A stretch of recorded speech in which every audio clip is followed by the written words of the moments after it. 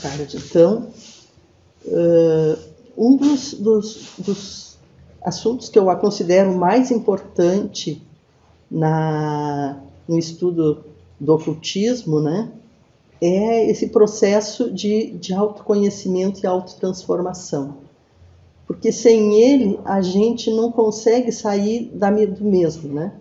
Então, assim, a visão comum que a gente tem, né, do caminho espiritual, né, é que a gente escolhe uma religião, escolhe um instrutor, um guru, né, e a gente se submete a certas regras, né, esperando com aquilo a gente tem algum mérito, né, e considera que esse mérito seria um caminho espiritual, e em algum momento a gente entra em conflito com alguma coisa, né, com alguma regra, com alguma...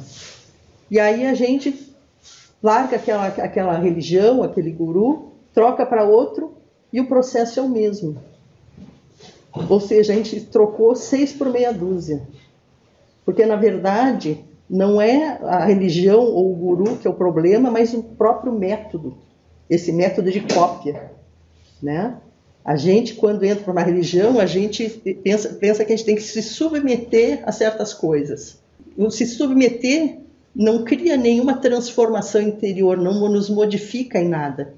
Né? Tanto que a gente sempre fala, né, que a pessoa vai à missa no domingo, quando se inspira, se eleva o pensamento, põe o pé fora da porta da igreja, ou de qualquer templo, pode ser até daqui da teosofia, né?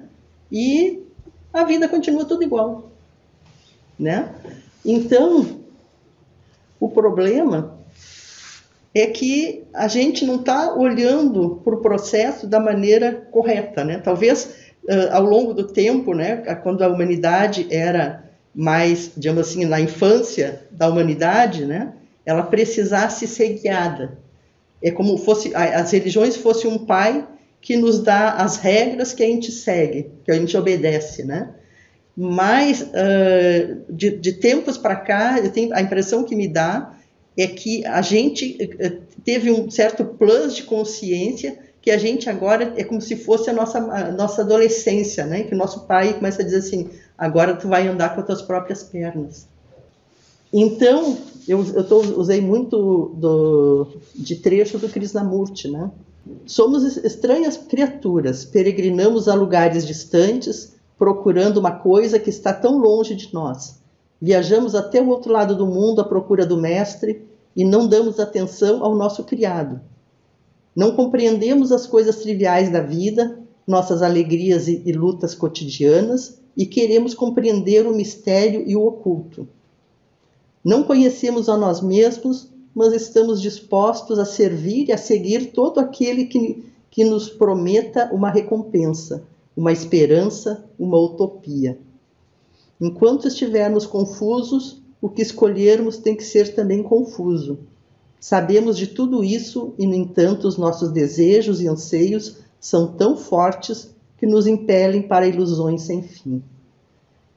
O Krishnamurti eu considero um dos caras mais lúcidos, uma espiritualidade profunda. Ele não fala de coisas superficiais, ele sempre põe o dedo na ferida, né? Então, o que ele está falando aqui, né? Que a gente não está acostumado a colocar a atenção na nossa própria vida e nas coisas que estão ao nosso redor. A nossa vida ela é tão rotineira que a gente começa a viver ela de uma maneira automática. Então, a gente assume que conhece coisas que, na verdade, a gente não conhece. Conhece superficialmente, né? Mas não conhece com profundidade. E o que ele coloca aqui de subtendido, eu entendo que esteja subtendido nisso, é que a gente pode, nessas coisas que estão ao nosso redor, aprofundando, conhecer muito mais do que a gente poderia, tentando que outros nos passassem um conhecimento, né? E aqui ele coloca, né, os nossos motivos inconscientes, né? Buscar uma recompensa, buscar uma esperança, uma utopia. Quantas vezes a gente quer só alguém que nos dê uma esperança? Tem momentos que a gente precisa de uma esperança, mas tem momentos que a gente tem que aprender a caminhar com as nossas próprias pernas, no meio das dificuldades, e encontrar a solução ou a compreensão daqueles momentos E é isso que a teosofia procura fazer, né? A gente ter a compreensão da vida que a gente vive, né? E quando a gente tem essa compreensão, a gente, que nem a Gina diz ali, né? No meio de uma pandemia, com todo aquele... Nós também passamos pela mesma coisa que todo mundo passou, mas a teosofia, ela nos traz uma consciência de que as coisas não são de graça, elas têm um motivo, né? E uma coisa que eu observo as pessoas se colocando agora é que todo mundo meio teve que naquele silêncio teve que se encontrar consigo mesmo, né? A gente estava vivendo para fora, se distraindo com as coisas do mundo, e chegou num ponto que era tanto aquilo ali que deu aquela barreira e agora olha para ti mesmo, né? Vai todo mundo para casa e ver o que construiu, o que eu construí. Isso que eu construí está me alimentando, está me mantendo sozinho, ou isso que eu esqueci de construir alguma coisa interna e estava simplesmente me baseando naquilo que eu não posso ter agora. Teve gente que surtou, né? Teve gente que surtou, tirou todas aquelas coisas, a pessoa não tinha nada. Ah, porque ou é meus netos, ou é meus filhos, não, mas e eu comigo mesma, né? E aqui ele diz, né, enquanto estivermos confusos, os que escolhermos também tem que ser confuso. A gente sempre vai encontrar um mestre que vai alguém que vai concordar com aquilo que a gente fala. A gente pode dizer a maior bobagem, a gente vai encontrar alguém que vai concordar conosco. A gente pode procurar um mestre desse tipo ou daquele tipo, achando que esse é o cara que vai... A gente vai encontrar. Então, se a gente não se conhecer e não conhecer os nossos problemas, todos esses mestres que nós vamos encontrar não vão resolver o nosso problema, que nós podemos estar simplesmente procurando um mestre tão confuso quanto nós, né? Como você pode, vivendo em contradição, conhecer algo que não seja contraditório? Quer dizer que se a gente vive uma vida de contradição, a gente não vai conseguir perceber a realidade das coisas, né? Hoje de manhã a gente teve uma reunião e a gente estava comentando, né, sobre escolhas e coisa e tal, e a gente estava comentando, né, que esse tempo eu ouvi num jornal a pessoa dizendo que tinha acontecido uma situação, né, tu olhava e tu via que a pessoa tinha tomado as piores decisões da vida dela, e a pessoa do jornal dizia assim, isso é uma tragédia. Eu pensei comigo assim, mas como é que isso é uma tragédia? A tragédia é a nossa ignorância. A gente faz coisas de qualquer jeito e acha que não dá nada. Mas tudo tem um resultado. E todos nós somos ignorantes em alguma coisa, né? Se a gente aprendeu alguma coisa, ainda faltam outras coisas para conhecer. A gente sempre vai achar uma área em que a gente desconhece as coisas, né? Então, como é que a gente faz para encontrar esse caminho, para encontrar a verdade, para sair da confusão, né? Da contradição, né? A contradição pode ser também a contradição do nosso pensamento e da nossa ação, né? A gente pensa muito espiritual, mas a nossa ação é totalmente ao contrário daquilo que a gente pensa, né? A gente pensa em paz, pensa em amor, mas quando a gente encontra alguém que nos diz um não ou que faz alguma coisa para nós, a gente sobe nos tamancos e roda a baiana. Então, a gente tem que encontrar um processo em que a gente encontre uma harmonia entre o que a gente pensa, o que a gente sente e o que a gente faz, né? A gente tem que encontrar essa harmonia dentro de nós, né? Por que você quer estudar o que qualquer outro diz sobre o homem? E você, em relação com o outro, é a sociedade. Vocês criaram esse mundo terrível, feio, que se tornou tão completamente desprovido de sentido. A sociedade que o mundo criou é resultado de suas próprias exigências, de suas próprias premências, instintos, ambições, cobiça e inveja. Você acha que lendo todos os livros sobre o homem e fazendo os estudos sociais, você vai entender a si mesmo? Não seria muito mais simples começar por você? Então a gente está sempre querendo conhecer o outro, né? O que os outros dizem, o que as pessoas... Mas isso sempre é uma descrição superficial, né? Porque mesmo quando a gente dá transforma coisas em definições genéricas, a gente está perdendo o detalhe de cada um. Cada um de nós é único, né? E o caminho que nós vamos seguir não tem como seguir igual todo mundo. Se nós pegássemos agora, fizéssemos um exércitozinho de todo mundo e mandasse seguir o caminho, ninguém atingiu o caminho espiritual. Porque o caminho espiritual ele é único, né? É eu com meus desafios, é eu com as minhas decisões, é eu buscando compreensão, e sou eu realizando aquilo que eu faço e aprendendo quando as coisas dão errado, né?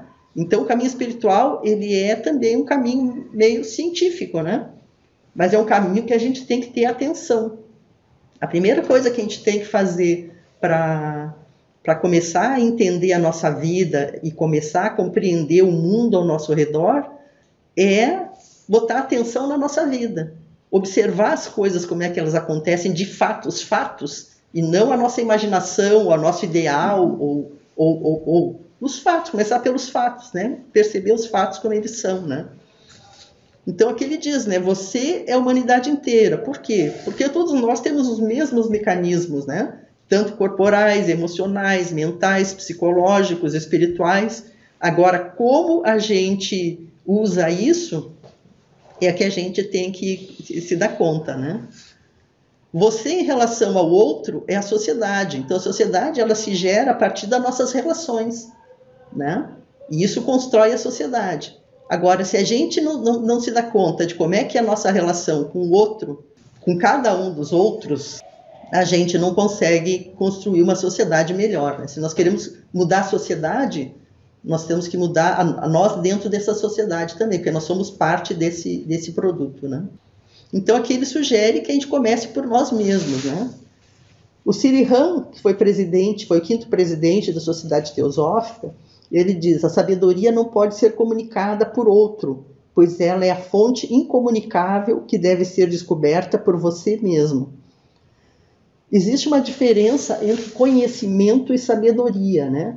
Conhecimento pode ser essa coisa livresca que a gente faz, né? Todos nós lemos livros, nos inspiramos pelos livros, mas se eu não consigo compreender aquilo dentro da minha vida, aquele livro foi só uma inspiração, né? Às vezes a gente dá alguns passinhos, né, com a leitura, mas ele não cria o aprofundamento que é o caminho espiritual. E a sabedoria, ela tem uma coisa que não é só saber coisas, né? A sabedoria, ela tem uma coisa que é compreender o que, como e por que fazer as coisas, né? É uma ação que tu faz com entendimento, com compreensão do momento, né? Então, essa ação que é sábia, ela vem de uma compreensão. Se eu não compreendo o momento em que a coisa está acontecendo, a minha ação vai ser de qualquer jeito, né? E uma ação de qualquer jeito sempre gera resultados negativos, né? Às vezes a gente passa mais tempo tentando corrigir uma ação que saiu mal do que a própria coisa que tinha antes, né? Então, em vez de um problema, nós temos 2. Então, tem aquela frase do templo de Apolo, né? Do templo de Delfos, oráculo de Delfos, né? Conhece-te a ti mesmo e conhecerás o universo. Então, já naquela época, que era século 6 a.C., mesma época do Buda, eles já falavam de autoconhecimento, né? Conhece-te a ti mesmo e conhecerás o universo, né? Porque dentro da teosofia a gente estuda as leis da natureza, a própria criação do universo, né? E aquelas energias que geram o universo chegam também a nós, e em nós ela toma uma dimensão ética, né? Que a gente chama de espiritual, né? Então, obedecer às leis da natureza também é obedecer essas leis éticas, né?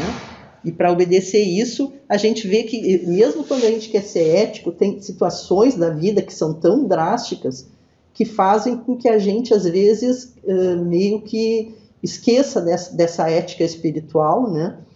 Para seguir um caminho assim, de violência ou de qualquer outra coisa, né? Então, mas quando a gente compreende o porquê que esses caminhos se apresentam, a gente consegue ter uma aceitação que não é, que nos tira dessa dor, né? Quanto menos compreensão a gente tem, né? Mais essa dor nos pega, né? Então voltamos para o Krishnamurti.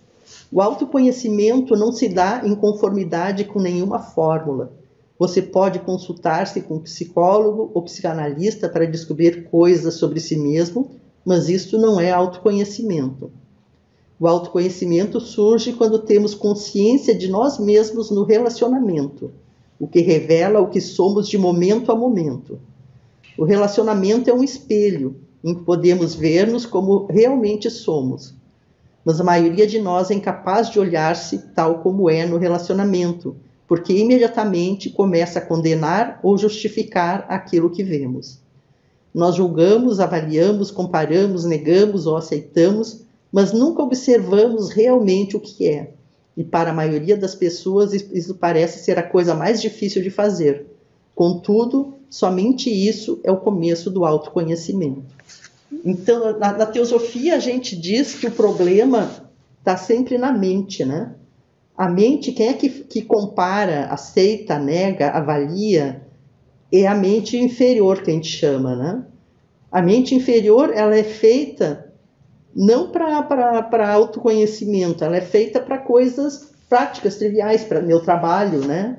Eu trabalho com informática, eu faço tudo isso aqui, avalio, comparo, nego umas coisas, aceito, organizo, mas eu também tenho que olhar para aquilo com uma compreensão do que ele é e onde é que ele quer chegar, né? No caso aqui, ele diz o seguinte: a gente tem que observar, né? Observar é mais importante do que o julgamento, porque a gente quer entender o que a coisa é. Sabendo o que a coisa é, nós vamos saber o que fazer.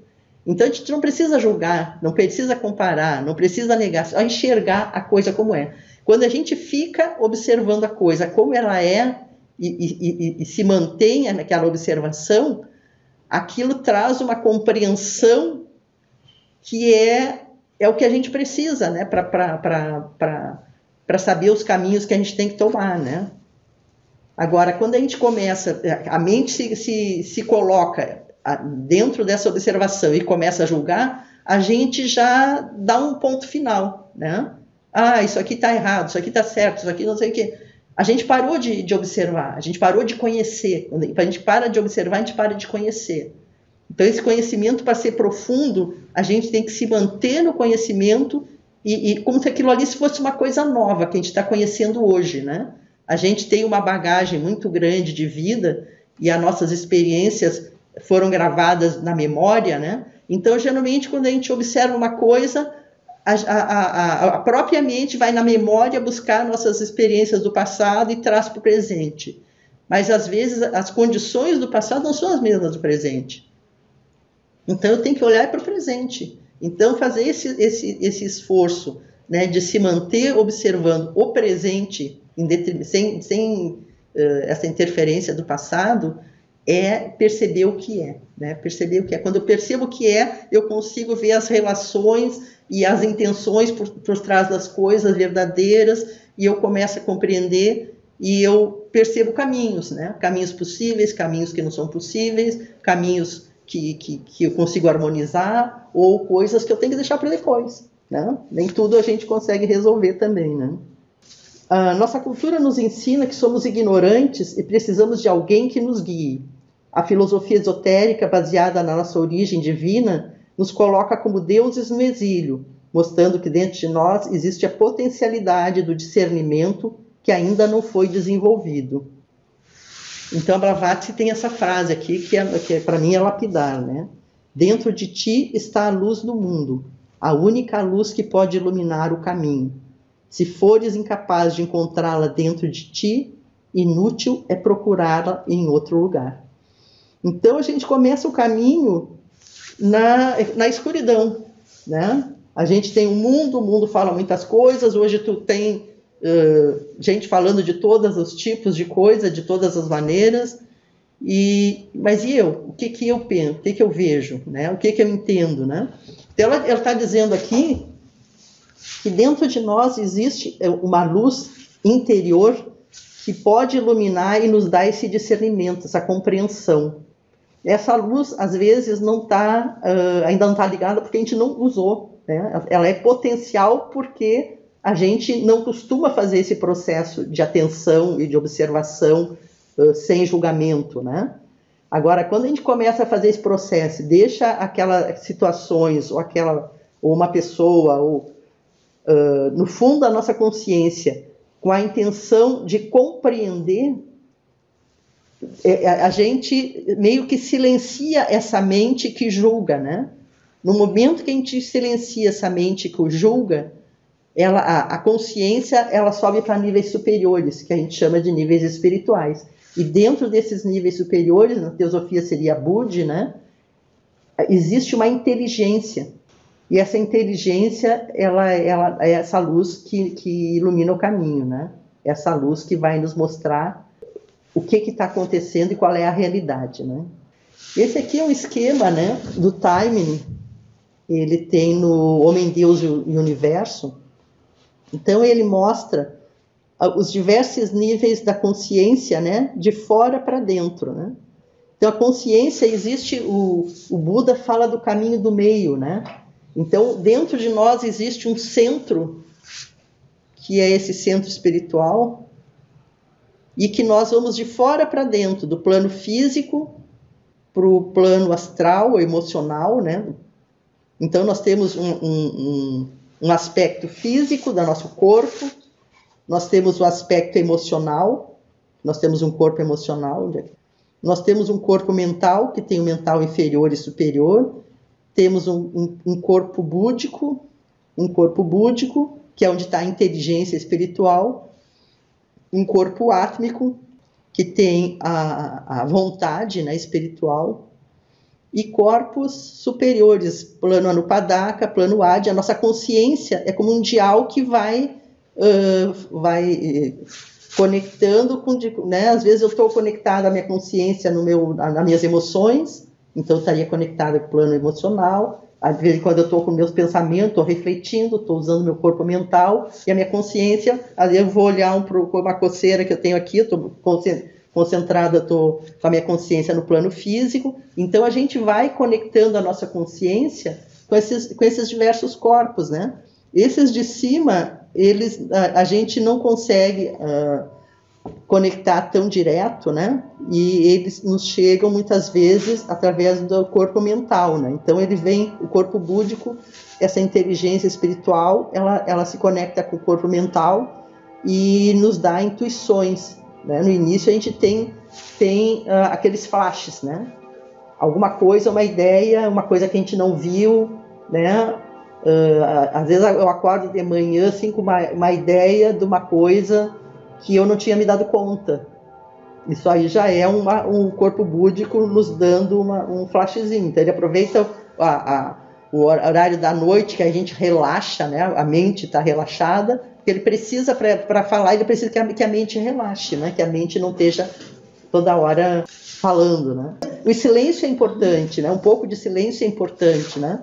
Para a gente poder ouvir, né? Eles dizem que esses níveis espirituais, eles não gritam, eles sussurram. Então ele precisa de silêncio para a gente ouvir. Então a gente pode ir através desse nosso centro, né? Conectar com a realidade última, né? Do nosso sistema, né? O Jung, ele diz assim: minha vida é a história de um inconsciente que se realizou. Tudo o que nele repousa aspira a tornar-se acontecimento. E a personalidade, por seu lado, quer evoluir a partir de suas condições inconscientes e experimentar-se como totalidade. A escrita dele é meio confusa, meio complexa, né? Mas o que ele está dizendo aqui, né, é que nós temos essa nossa vida consciente, que é tudo aquilo que a gente conhece, né? Mas a gente tem a nossa vida inconsciente, que é muito maior do que a consciente. E essa vida inconsciente que a nossa atenção vai tentar descobrir, né? Nessa vida inconsciente tem coisas que eu não experimentei, né? A gente diz na teosofia que a gente vai ter que vivenciar, termina a nossa experiência humana, né? Quando a gente consegue vivenciar a nossa totalidade desses aspectos inconscientes, né? Então, por isso a gente vem em encarnações, em cada encarnação a gente vivencia um tipo de experiência, né? Numa encarnação eu venho como mendigo, vivo uma experiência de não ter coisas e de ter que sobreviver, e como é que eu me relaciono com tudo isso. No outro eu venho com uma pessoa rica que tem outros desafios, e aí eu tenho dinheiro sobrando, mas aí como é que eu não me perco nessa história, né? E assim a gente vai tendo diversos tipos de experiência. Uma vez eu venho com padre, na outra eu venho com prostituta, e assim eu vou, né? vem como homem, vem como mulher, né? Então eu tenho experiência dos dois lados, né?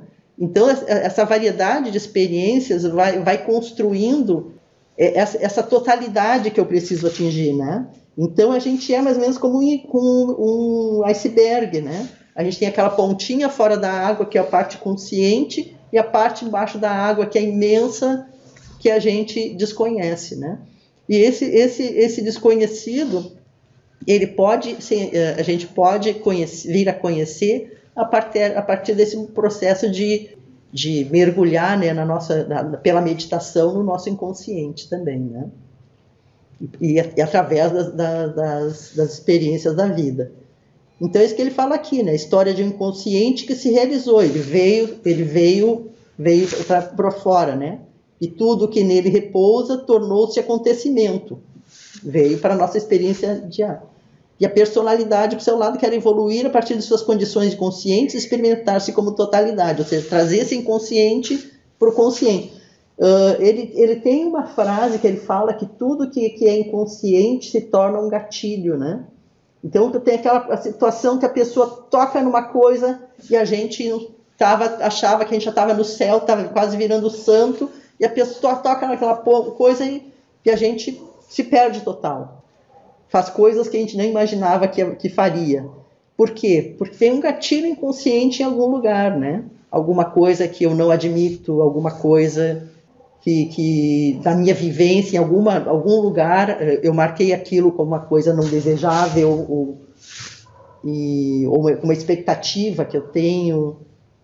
Todas essas coisas são guardadas inconscientes e elas estão atuando com subterfúgio como gatilhos nas nossas ações, né? Elas estão guiando as nossas ações a partir do inconsciente.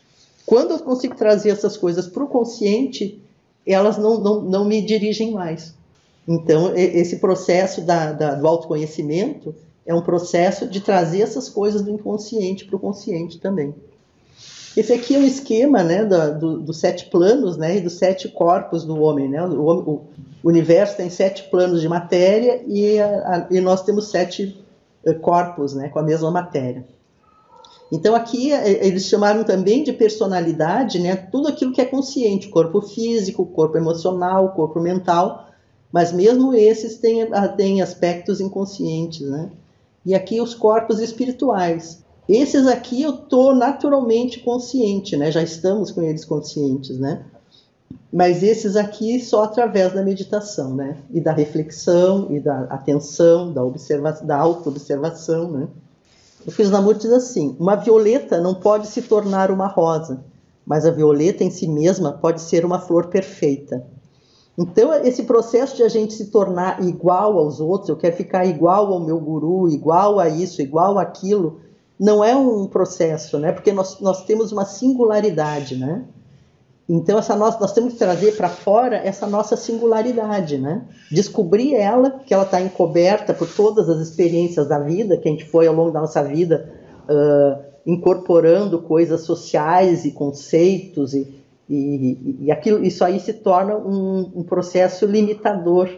Então, quando eu começo a olhar para mim mesmo, eu vou descobrir quais são aqueles pontos que tem a ver comigo, digamos assim, né? E esses pontos que eu tenho que tornar conscientes e atuantes, né?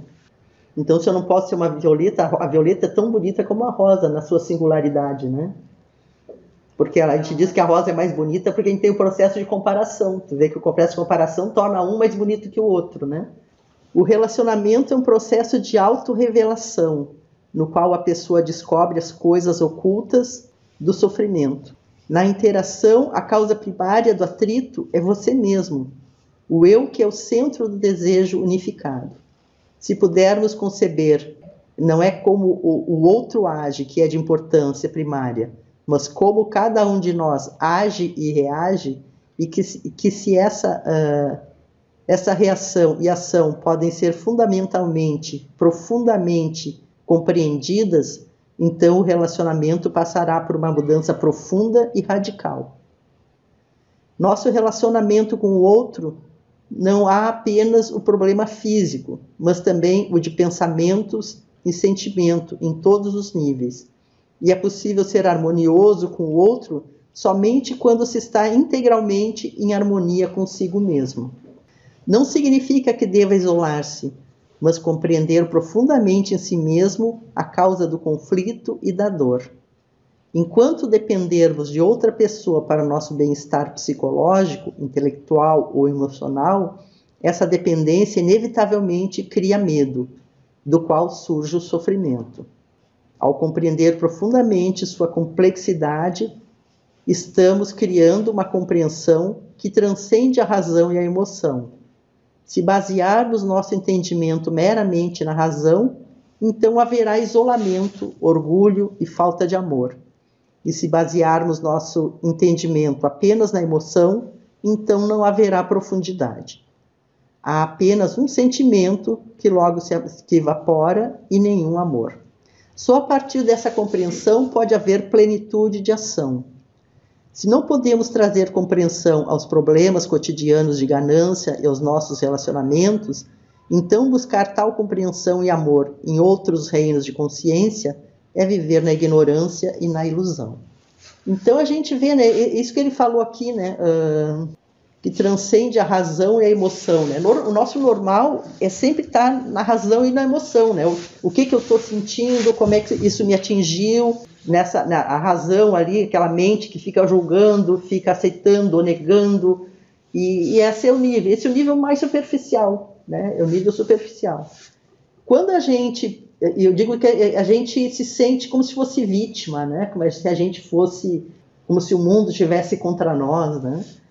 Mas quando a gente sai desse processo e começa a se observar na interação, não como o outro faz, mas como é que aquilo me atinge, né? Por que aquilo me atinge dessa maneira? Quais são as razões, né? E quando tu faz essa pergunta e tu olha para dentro, tu vai encontrando uma resposta e às vezes tu olha e diz assim, mas isso não é só isso, né? E aí tu olha mais, até que chega num ponto que aquilo que tu encontrou faz assim, pum, agora entendi. E aí quando tu entende, aquela coisa não te toca mais. Porque tu encontrou a razão, né, que está em nós, né? O que o outro fala é problema dele. Agora, como nos atinge é problema nosso. Então a gente vê que, às vezes, pessoas diferentes fazem a mesma coisa, uma nos toca de uma maneira e a outra toca de outra maneira. Porque a nossa relação é diferente. Então a gente tem essa capacidade dentro de nós de buscar essas causas inconscientes, né? E ir fundo, e aprofundando, e perguntando, e continuando, né? E se a coisa não acontece, tu dá um tempo, mantém lá no pano de fundo e dá um tempo, e uma hora a coisa acontece. A coisa acontece e ela te dá a resposta. E aquilo ali, aquela compreensão, tu vê geralmente que é uma dor, é uma falta de compreensão.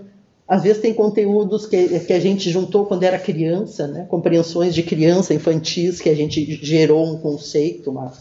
E é quando tu olha para aquilo ali e tu compreende com a mente de adulto, com a mente que está buscando, essa mente que está buscando já não é aquela mente inferior, já é uma mente que vai além. Eu digo assim, eu não entendi com essa mente inferior, agora eu quero...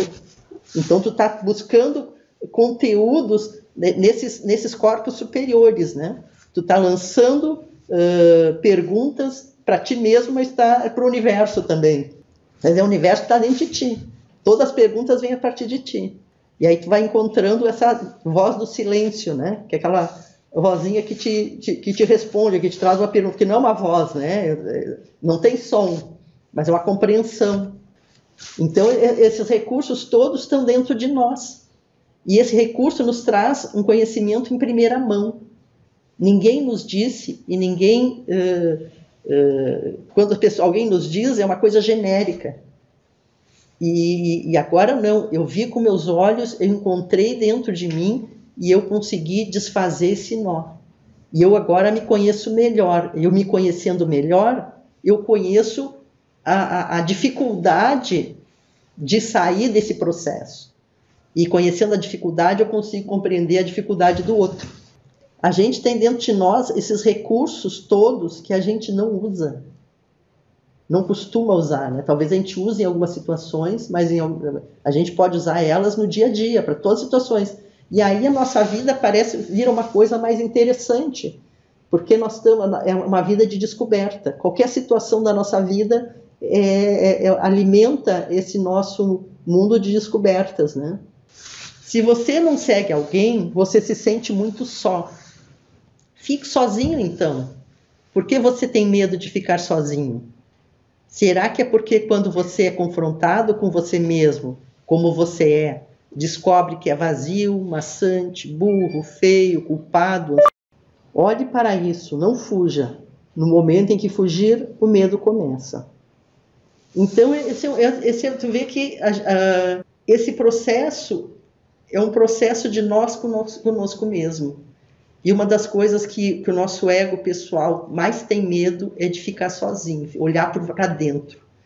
Porque ele sabe que quando ele olhar para dentro, ele vai começar a morrer. Porque cada coisa que a gente descobre de nós mesmos, a gente vai desfazendo esse ego pessoal aos pouquinhos. E é só através é um processo de nós conosco mesmo, né? Então não tem... e a gente tem que ficar naquele vazio, né? Tentando encontrar essas respostas, né? E ser capaz entrar com uma proposta de ser sincero conosco mesmo, né? É um caminho só, como dizia o Luiz, é um caminho para os fortes. Tem que ter coragem para seguir o caminho espiritual, né? Porque é um caminho que nós vamos abrir a nossa caixa de Pandora. Nós vamos abrir e nós vamos encontrar o que nós temos de bonito e de feio. Isso de bonito e de feio, todos nós temos. Ninguém, não é privilégio de ninguém, né, ter coisas boas e ruins dentro de si. Mas é um processo que a gente tem que enxergar para perceber como aquilo causa dano. Às vezes a gente faz aquelas coisas que a gente acha pequenas, achando que não dá nada, ou se justificando, né?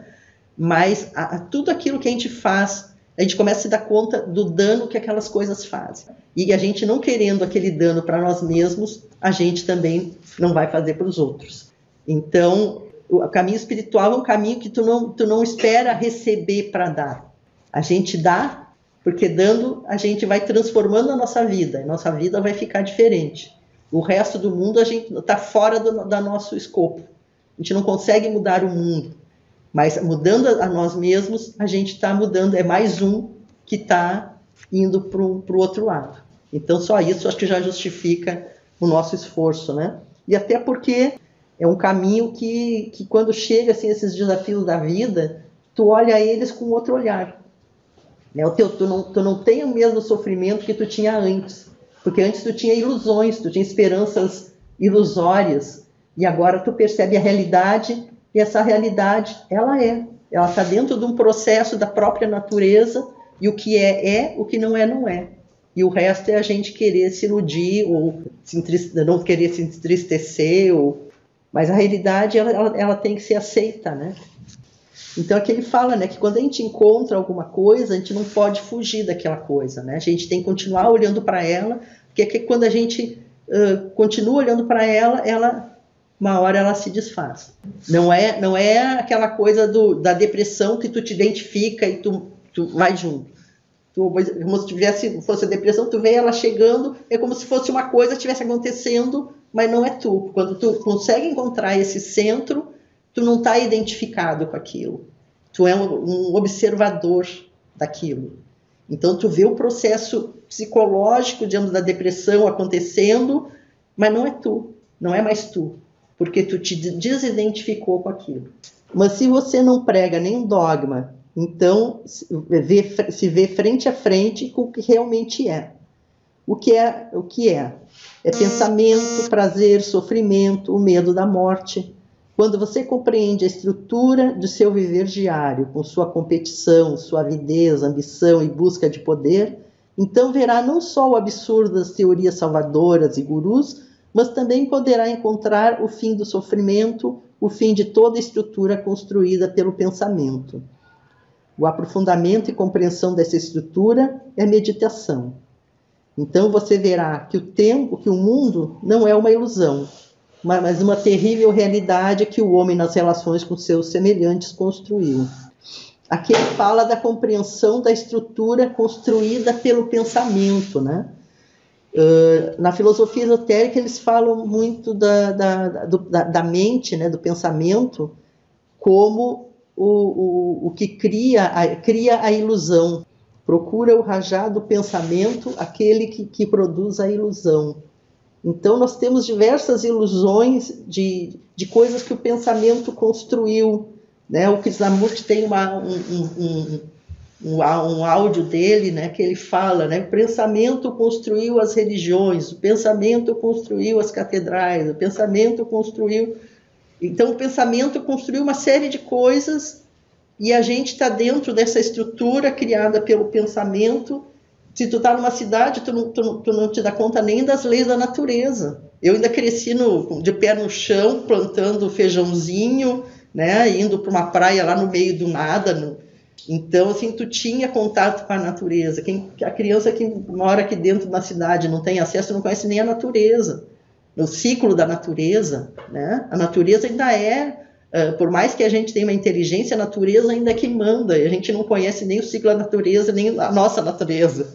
Então, se a meditação, né, o Krishnamurti cita muito isso, né? Apesar da meditação ter aquele processo de sentar em asana, de fazer respiração e coisa e tal, essa auto-observação, ela é meditação também. Porque tu tem que estar com a mente muito tranquila para ela poder ter essa percepção diferente, né? Tu tem que ter, eu digo que a gente tem que ter um espaço de abertura na nossa mente para ver o novo, para ver diferente daquilo que a gente está acostumado. Porque muito desse processo de percepção é perceber nossos erros de percepção. Então a gente tem que estar aberto querendo ver a realidade, né? E abrindo mão, de certa maneira, desses processos que a gente pode estar enganada, né? Então, a gente tem que ter esse processo. Isso aí é meditação. A mente tem que estar vazia e tem que estar aberta, tem que estar receptiva, né? Porque esses processos intuitivos, eles precisam de uma mente que esteja tranquila. Que essa mente tranquila, ela vibra na mesma frequência desses corpos superiores. E quando ela está agitada ou emocionalmente agitada, essa energia ela é mais grosseira. E aí esses corpos superiores não conseguem nos mostrar esses aspectos, né? Então tem que ter um processo de abertura em nós para a gente querer enxergar essas coisas, para a gente permitir que esses aspectos nos mostrem a realidade, né? Compreender o que somos, seja lá o que possamos ser, feios, bonitos, maus, sem distorção, é o começo da virtude. Virtude é algo essencial porque dá liberdade. É apenas na virtude que podemos fazer descobertas, que podemos viver. Não no cultivo da virtude, que produz respeitabilidade, mas na compreensão e na liberdade. Há uma diferença entre ser virtuoso e tornar-se virtuoso. Pode um homem moral que está tentando ser virtuoso conhecer a virtude?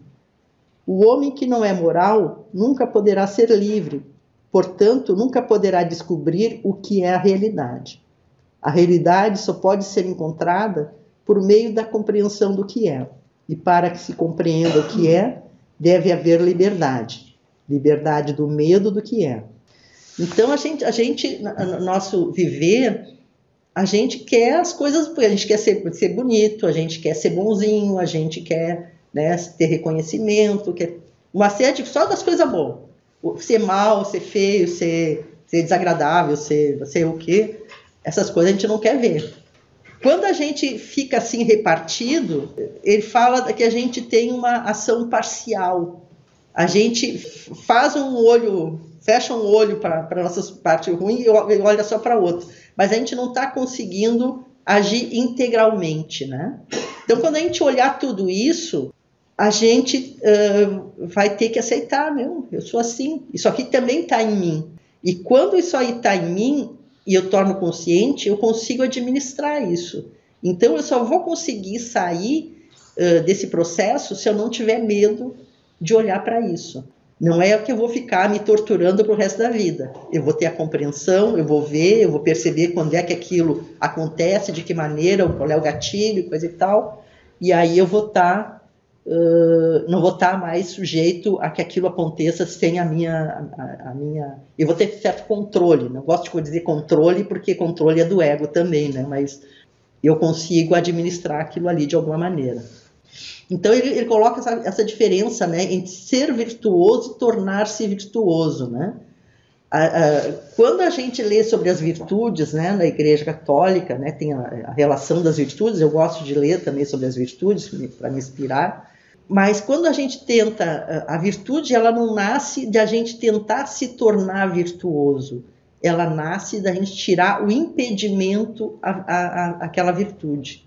Então, se eu quero ter coragem, eu tenho que enxergar aquilo que me impede de ter coragem. Os meus medos, né, as minhas dificuldades. Quando eu enxergar isso, daqui a pouco, quando eu vejo, eu estou conseguindo fazer diferente. Mas porque eu enxerguei aquilo, né? Eu olhei para aquilo, né? Então, aí eu me torno virtuoso de uma maneira natural, sem nenhuma pressão, sem querer ser. Sempre que eu quero ser alguma coisa, vira um se tornar, né? E o se tornar é uma coisa falsa, porque eu não tirei aquilo que impede. Então eu posso conseguir fazer uma vez ou duas, mas daqui a pouco eu estou de volta lá naquilo, porque aquela raiz que me impede ainda está lá. Eu não olhei para ela. Então é isso que ele tenta colocar aqui, né? A virtude não é uma coisa que se constrói, é uma coisa que a gente tira os impedimentos. Treinar o intelecto não resulta em inteligência, mas propriamente a inteligência surge quando a pessoa age em perfeita harmonia, intelectual e emocionalmente. O intelecto é apenas o pensamento funcionando, independente da emoção. Na inteligência, é uma capacidade inerente de sentir, assim como de raciocinar. Na inteligência, as duas capacidades estão igualmente presentes, intensa e harmoniosamente. Ele sempre separa, né? Intelecto é essa coisa puramente pensamento, né? Pensamento tem muita coisa de memória, né? Então ele não o pensamento não cria nada do nada, ele só repete aquilo que a gente já viveu, aquilo que está na nossa memória. E quando a gente quer conhecer o novo, a gente não pode buscar na memória, porque a memória não tem a memória do novo. Então essa inteligência, que é o que a gente chama de Budi na teosofia, ela tem uma capacidade dual de sentir e raciocinar, de raciocínio, né? O intelecto sozinho, né? A gente pega uma ideia e fixa como ela é verdadeira e ela pode se tornar uma coisa assim que prejudique as pessoas, porque ela assim, é assim e agora todo mundo tem que se adaptar a isso porque isso é a verdade. Não. Todas as coisas na vida, elas têm aquela... A emoção, ela nos dá uma maneira de implementar aquilo de uma maneira razoável, né? Que não seja, não traga sofrimento para ninguém. Então, eu comparo isso aqui, o intelecto, ao Hitler, né? O Hitler que fez aquele monte de coisa, ele devia achar que estava certo em alguma razão, mas ele não tinha emoção nenhuma, né? A gente olhava para ele e já via assim, que ele tinha uma coisa meio esquizofrênica, assim, né? Não, as coisas não estavam alinhadas, estavam dissociadas, né? Então a emoção, o sentir, ele nos dá sensações de como a gente pode colocar aquilo em prática de uma maneira até harmoniosa, né? De estar em harmonia com o todo, né? De compreender variáveis que a inteligência o intelecto não trabalha, né? Então, isso aqui é o Krishnamurti contando uma historinha, né? Ele disse que havia lido muito, e você podia ver pelos livros na biblioteca que ele tinha os últimos autores. Falou sobre misticismo espiritual e a mania das drogas que estava se infiltrando na Terra.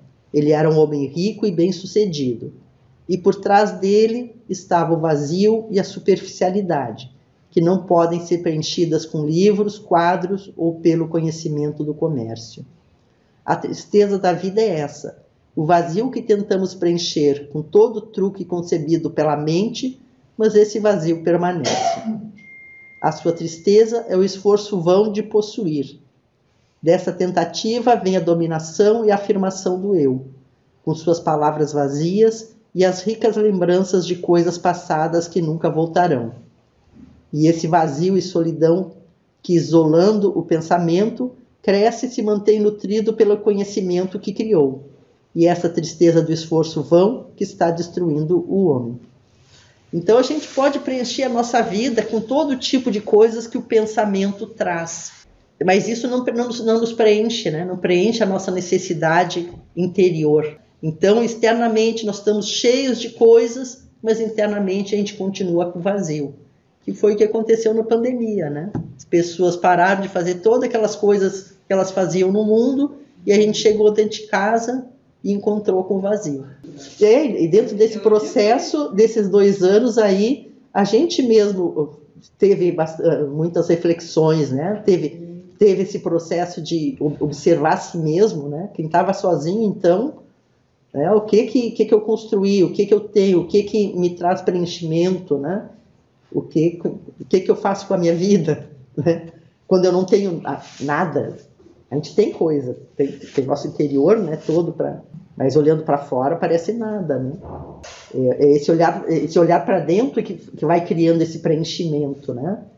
A nossa consciência, quando a gente olha para todas essas coisas que são tudo na nossa natureza, ela vai se sutilizando, aquelas coisas mais grosseiras vão se sutilizando. E a nossa consciência vai começando a ter acesso a planos superiores, a corpos superiores, né? E isso vai nos trazendo uma sensação de estar bem conosco mesmo, em qualquer lugar, em qualquer situação. Eu estou em casa, estou sozinha, mas eu não estou solitária, não estou em solidão. Eu estou solitária, mas não em solidão. Por quê? Porque eu entrei em contato com essa coisa dentro de mim. E essa coisa, ela tem um estar bem consigo mesmo, né? Ele traz com ela mesma um estar bem. Então, que eles chamam de Ananda, né?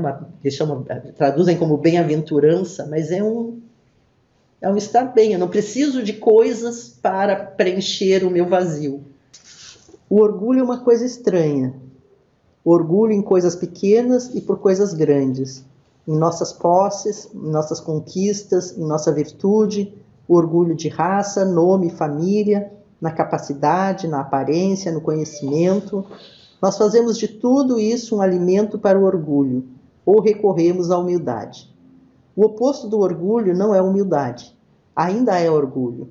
Apenas é chamado de humildade. A consciência de ser humilde é uma forma de orgulho. A mente tem que ser algo. Ele se esforça para ser isto ou aquilo, nunca pode estar em estado de nada. A própria tentativa de ser é outra forma de aquisição. Então, assim, a mente, ela se alimenta, né, de nossas construções, digamos assim, né? Nossas identidades. A gente vai criando identidade com coisas, né? Vai se orgulhando do nosso desenvolvimento, mas isso tudo alimenta essa nossa identidade egóica, né? O ego, ele tem que ser alguma coisa. A mente, essa mente que observa, essa mente que atinge níveis superiores de consciência, quando ela está em paz, ela não é nada. Ela não é, ela só é. É só ser.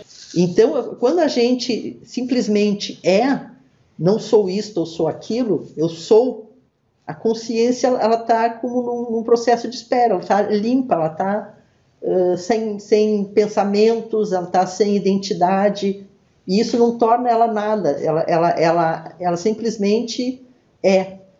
E nesse ele, apesar de vazio, ele é pleno, ele é plenitude, porque a cada momento eu posso ser qualquer coisa. Quando eu digo eu sou meia dúzia de coisas. Agora, quando essa mente ela está vazia, eu posso ser qualquer coisa que eu até achava que eu não era.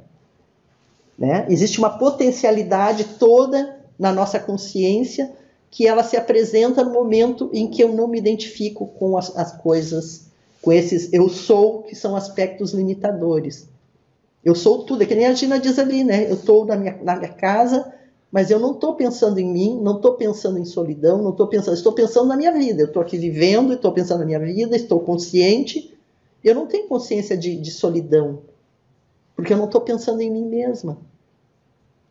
Eu estou vivendo, eu estou sendo. As coisas estão brotando de dentro para fora e não de fora para dentro. E aí existe plenitude. Nessa plenitude, tudo está interligado. Eu estou interligado com todas as pessoas. Por que eu não me sinto sozinho? Porque eu não me isolei. Eu não estou isolado. O único corpo nosso que é separado é o corpo físico. Os outros corpos, corpo emocional, corpo mental e os espirituais, mais ainda, tudo está interligado. Então, essa ideia de que a gente está separado, ela é uma ilusão. Então, se a gente não fica pensando, eu estou sozinho, eu estou aqui, o que eu vou fazer, eu não posso fazer, tu vai começar a descobrir dentro de ti, né? A gente viu muita coisa na televisão, assim, do pessoal dando depoimento, né? Ah, eu resolvi aprender a fazer jardinagem, o outro resolveu fazer manutenção da casa, coisa que a pessoa nunca fazia. Aí fui para o tutorial da internet, fui fazer... Não, tu tem tanta coisa para fazer e para aprender na vida. Por que aquela meia dúzia de coisas que tu não pode fazer te incomoda tanto? A gente pode aprender outras coisas. É um momento, não é uma vida inteira, é um momento, né? Então, assim, aí as coisas deixam de ser problemas para se tornar oportunidades. A nossa vida tem esses aspectos, né? O externo e o interno. E a gente tem que desenvolver os dois. A gente tem que estar bem em qualquer um dos dois, né? Então a vida vai nos levando para isso, né? Quando a coisa ficou demais para fora, ela nos trouxe uma situação em que a gente teve que voltar para dentro, voltar para si mesmo, né?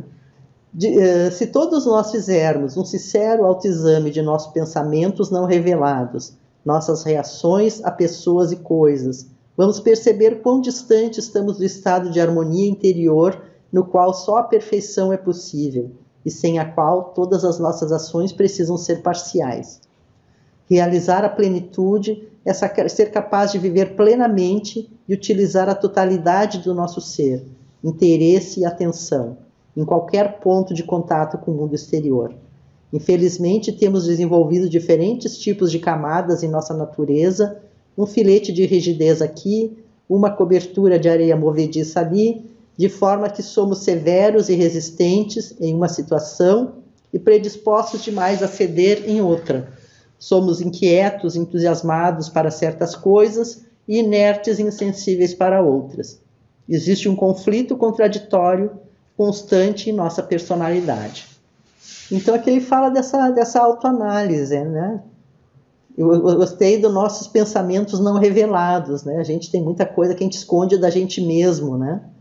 Observar nossa reação a pessoas e coisas, procurando esse estado de harmonia interior é que ele mostra que a gente está buscando, né? O que é harmonia interior, né? Nós temos nosso corpo físico, nosso corpo emocional, nosso corpo mental, nossas aspirações espirituais, a nossa alma fala conosco e nos coloca aquela voz da consciência, né? Que a gente se sente mal quando faz algumas coisas, então a gente deveria, para se sentir bem, não deixar de fazer. Mas a gente vê que a nossa parte egóica, que é orgulhosa, ela não quer dar o braço a torcer, ela não quer reconhecer. Então, esse orgulho, ele traz essa coisa do não sair do mesmo ponto, porque ele fica se fixando em certas justificativas, né? Às vezes a gente está agindo de maneira emocional, a nossa ação é emocional, às vezes ela é só mental, e ela não considera o nosso sentir, né? E a gente viu ali que a sabedoria, ela é tanto emoção como ação, né? Como sentir, né? Tanto pensamento como sentir. Então, quando a gente consegue encontrar em nós uma resposta que seja aceita pela nossa mente, aceita pela nossa parte, nosso sentimento, já de acordo com o nosso sentimento, e a gente consiga colocar em ação, essa ação ela é plena, né? Ela está com a plenitude dos nossos aspectos, né? Porque normalmente ela é parcial, ela é só um aspecto ou outro, e a gente sempre fica com uma coisa que fica faltando, né? Uma coisa que fica mal resolvida. E essas coisas que ficam mal resolvidas, elas voltam para a gente dar a resposta certa, né? Até a nossa consciência ficar tranquila e saber que fez aquilo que era a coisa certa, né? Então, a nossa busca é essa, né? Encontrar respostas que restaurem essa nossa harmonia interior, né? Que a gente fique bem com a nossa ação, que o sentimento que a gente teve foi um sentimento correto, o nosso pensamento pegou a nossa melhor percepção da situação e atendeu às nossas expectativas espirituais. Quando a gente consegue fazer isso, a gente sai em paz, a gente sai com a consciência tranquila, a gente deita no travesseiro e não deixou nenhum resquício. Aí a gente vê que a gente encontrou o ponto certo, né? Do conhecimento da situação, do nosso autoconhecimento, e a gente soube equalizar a nossa ação na melhor proposta possível e deu tudo certo, geralmente dá tudo certo, né? E aquela ação é uma ação que se encerra ali, que não busca recompensa, que não busca reconhecimento, e ela é a ação certa porque é a coisa certa a fazer, é aquilo que a nossa consciência nos diz. Então essa é a ação que a gente tem que buscar, porque aí a gente fica bem conosco mesmo. Nós estamos agindo com aquilo que é o nosso ser interior, e não com as nossas dificuldades exteriores, né? Mas quando não há defesas, nem simulações, nem máscaras, há uma ação de qualidade totalmente diferente. Há então uma mente nova, juvenil e inocente. Ela é totalmente vulnerável e dessa inocência, dessa vulnerabilidade, flui uma ação verdadeiramente extraordinária, na qual não há sofrimento, nem dor, nem prazer, porém em estado de extraordinário júbilo. Esse nosso ego pessoal, né, ele está ou se defendendo ou simulando coisas que a gente não é, né? Coloca máscaras, né? A gente esconde a nossa natureza real para parecer bonzinho e põe para baixo do tapete aquilo que a gente sente de verdade, né? Mas a gente tem que ser real, né? Aquilo que a gente sente, que a gente pensa, a gente tem que reconhecer, né? Para a gente poder ser verdadeiro naquilo que a gente faz, né? Então, a gente começa a contatar, né, a nossa alma. Nossa alma é uma coisa intocada, né, pela coisa externa. E que ele fala dessa vulnerabilidade, né, é a gente estar aberto, porque geralmente a gente está com medo da vida, né? A gente já teve situações, já sofreu, já teve decepções, e a gente chega nos lugares e a gente está fechado. Então, a gente chegar na situação assim que a gente esteja sem esses escudos, né? É um estado meio de vulnerabilidade. Mas se a gente tem esses recursos em nós pela compreensão, lidar com as situações, né? A gente não precisa desses escudos para resolver as coisas. E aí ele diz que quando a gente tira esses escudos, essas máscaras, né? Flui uma ação verdadeiramente extraordinária, porque é uma ação verdadeira, né? Vem de dentro de nós e a gente já trabalhou as emoções, já olhou para elas, já diminuiu aquilo que era muito... E a gente está no autocontrole do nosso próprio ser, né? A gente sabe dizer o que é para dizer, sabe pensar coisas positivas mais do que negativas, né? Sabe escolher as palavras corretas para não dar confusão.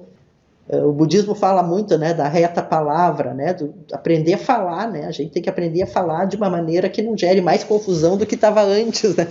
Há um princípio profundo em nós que, na verdade, é o âmago do nosso ser, que é a origem de todo o bem, tanto para nós como para os outros.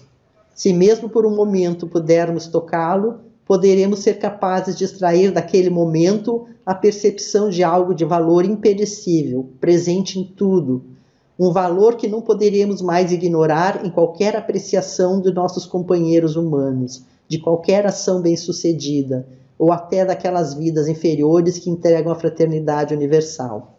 Um estado de perfeição interior indica a unificação da nossa natureza, a harmonização de suas diferentes partes, de forma a construir um todo coerente e duradouro. Então é nesse caminho que a gente está indo, né? No caminho que quando a gente limpar, tirar esses impedimentos e compreender aquilo que nos leva a fazer as coisas que a gente se arrepende depois, a gente vai cada vez entrando mais dentro de nós mesmos. E chega num ponto em que a gente encontra esse ponto, né? Que ele diz que quando o momento que a gente toca, a gente tem uma compreensão que vai levar para tudo, né? Que a gente não vai mais esquecer. E isso vai influenciar a nossa relação com tudo, a nossa apreciação, mesmo daquelas pessoas que ainda estão mais inferiores no caminho da evolução, né? E que vai trazer uma compreensão que vai mudar a nossa relação com tudo isso, né?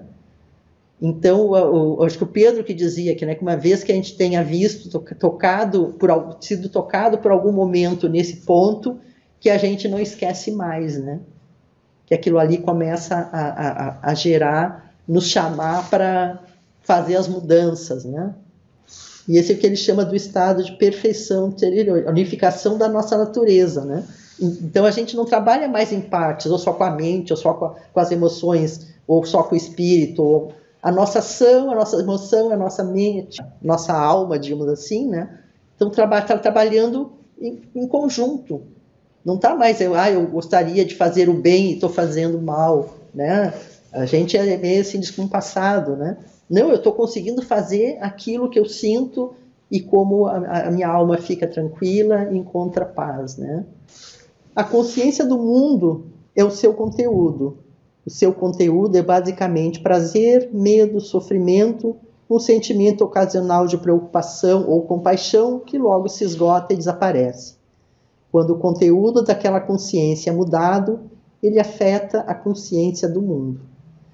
Então, se a gente quer mudar o mundo, a gente tem que começar por nós mesmos, né? E como o mundo é uma unidade, não são diversas pessoas unidas, é uma unidade que se percebe separada, o que eu mudo em mim está mudando o mundo também.